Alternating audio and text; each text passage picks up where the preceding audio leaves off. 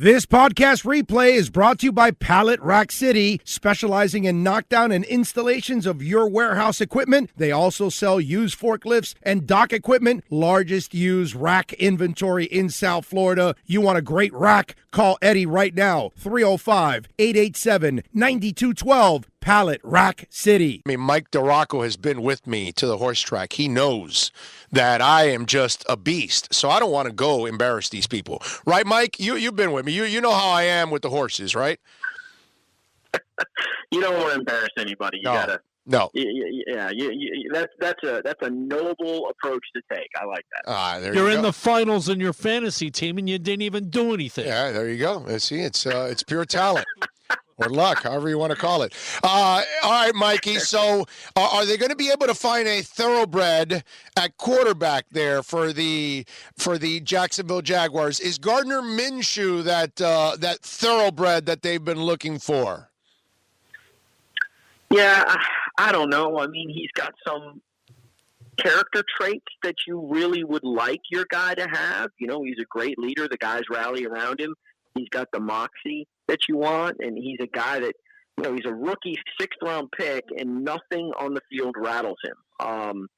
You know, and as we saw on Sunday, he can kind of flip the switch in the fourth quarter, which is always something that you want in your quarterback. You know, give me the guy that you know, you want the guy that's going to be very, very good all the time, but if you can't have that guy, give me the guy that is able to shake off a bad half or bad 3 quarters and then turn it on. But, you know, you've got to look at the entire body of work if you're evaluating him. He was not very good in that first half. He's got some, obviously, issues with ball security, although he's done a very good job since he rejoined the starting lineup of taking care of the football. He's got, you know, he doesn't have the strongest arm. Obviously, the size is something that you know, is becoming less and less of an issue as we see around the league, but it's still a limitation for him in some aspects. And, you know, he's just a rookie, so you're not sure. I mean, he's a smart kid, but it's hard to decipher some of these coverages in the NFL, and he's struggled with that at times too. So I think at the very least, you go into the season next year and you feel really, really good about his development, and you think, well, he's got a chance. He's given them enough to want to see more. And that's always a good thing.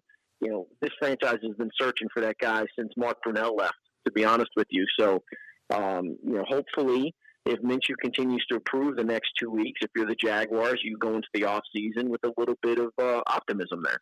Yeah, for you guys, it's Brunell. For us, it's Marino. You know, that's how it goes. All right.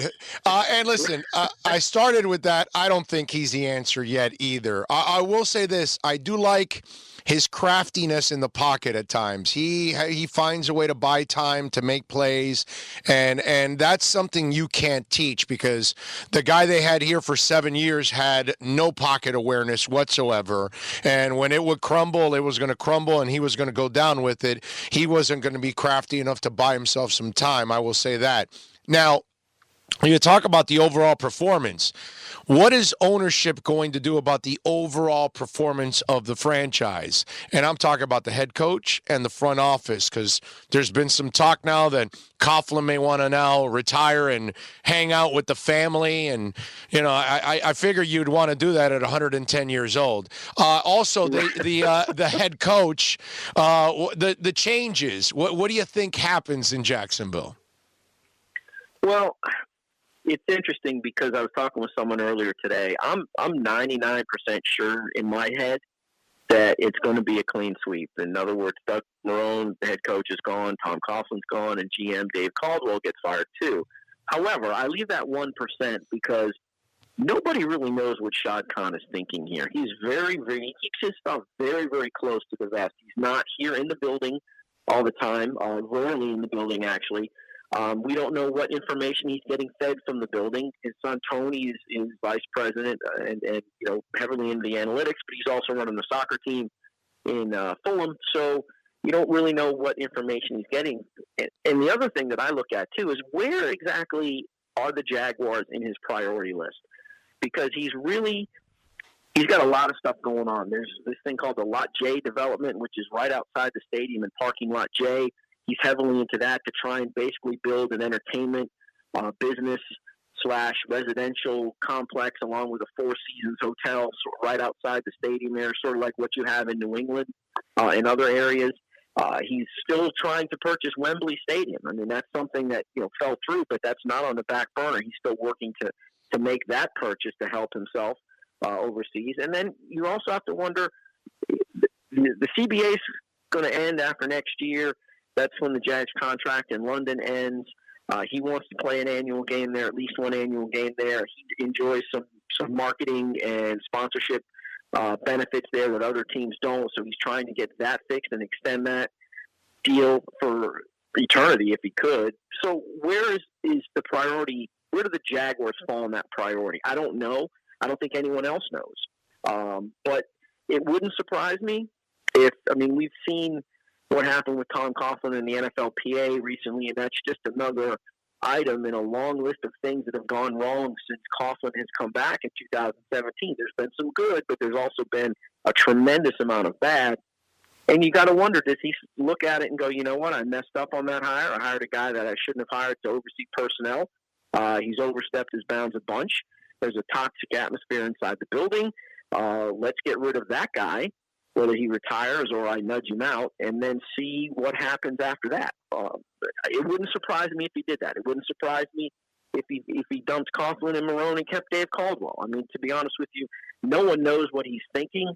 But if I were laying odds, I'd be 99% that they're going to be complete wipeout. But nobody knows with what Khan's thinking, and anyone that says they does, unless they're Shad or Tony, I don't put any stock in that. Mikey, one of the things that I think you guys are going through, and maybe you're on the back end of it and it's closing, and I experienced it down here, Doggy, with Jason Taylor and Zach Thomas and Sam Madison and Pat Surtain and Tim Bowens, and I saw a Super Bowl caliber defense get old before my eyes because they couldn't solve the offense. Did we watch this window open and close on a great defense and an opportunity for a defense that is a Super Bowl caliber defense? Yeah, we did, and I wouldn't necessarily blame the offense on that, but the offense has been awful the last 2 years. We never blame. No, Mikey, right. I'm not blaming your offense or my offense. We got to blame the people above for screwing it up. Is what I'm saying. Exactly, and I probably said that wrong too, but the bottom line is they didn't keep this defense together from 2017. You look at the defense there, okay, Unique Ngakoue's back. Calais Campbell is here, but Calais Campbell's 33 years old, and he's slowing down. Marcel Doris, who was a huge key to their run defense since he was acquired in 2017, hurt and not on the field, and the Jags are really struggling to stop the run. Kelvin Smith, before this season, decides he's not playing anymore. So they lose a big-time playmaker there, a guy who had more solo tackles than anyone else in the NFL from 2014 through 2018. Miles Jack hasn't played particularly well this year, dealing with a knee injury. Jalen Ramsey is gone. A.J. Boye is now the number one corner. He struggled a bit. Barry Church, Tayshaun Gibson were the two safeties. Church was dumped last year because he wasn't playing well, but Gibson was playing really, really well for this team, and he's gone.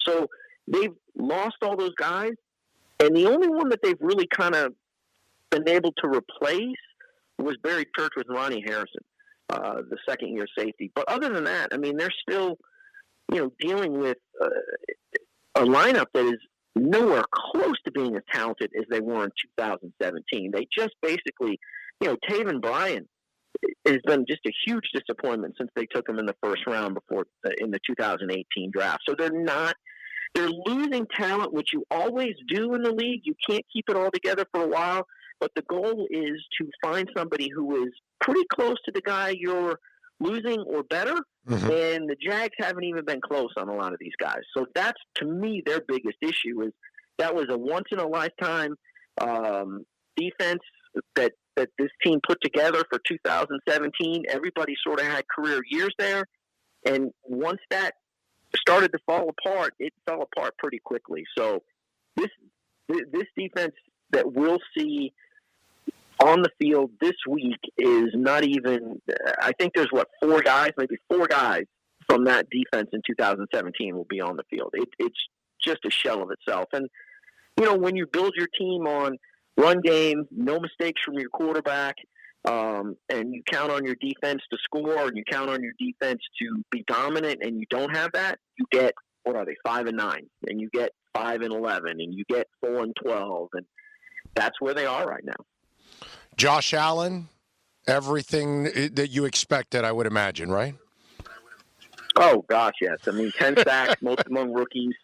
He's been really, really good against the run.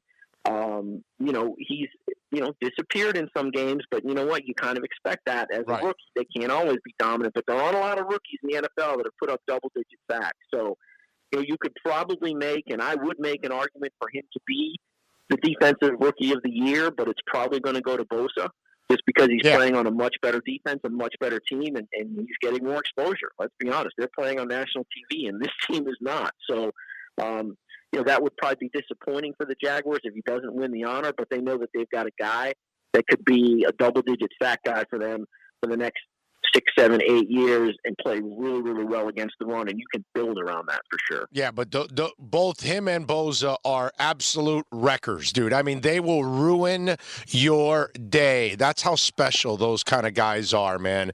That's the one thing that when you watch Josh Allen, they found themselves another one of those absolute studs that maybe that's the guy you build on to create that next window. Maybe that's what it's all about, Mikey. You know what I'm saying? Yeah, and look, you got to pair him. Look, they have a chance to pair him with Unique Ngakoue, who's in the final year of his contract. He's not as good against the run, but he's a devastating pass rusher. He's, I think, third in franchise history in sacks already. He's a guy that there were a couple of plays on Sunday where you could see against the Raiders, you had Allen coming from the right, you had Ngakoue coming from the left. They both beat their tackles and were just headed dead on right at Derek Carr, and it was what you would hope you would get when you have two really, really good pass rushers, just disruptive, making quarterbacks get rid of the ball early. If they can keep Unique Ngakoue around, and that may mean a franchise tag this year until they can go ahead and get something worked out with him long term, it's hard to move the ball against teams with two good pass rushers, and that's what the Jags would have. Mike DiRocco does an excellent job of covering the Jags on a daily basis. Follow him on Twitter at ESPN DiRocco. Mikey, as always, my man, thank you for taking some time. Great insight, my friend. Thanks for having me. Appreciate it. You got it, baby. Mike DiRocco, ESPN. Good stuff, as always, from Mikey. Love it.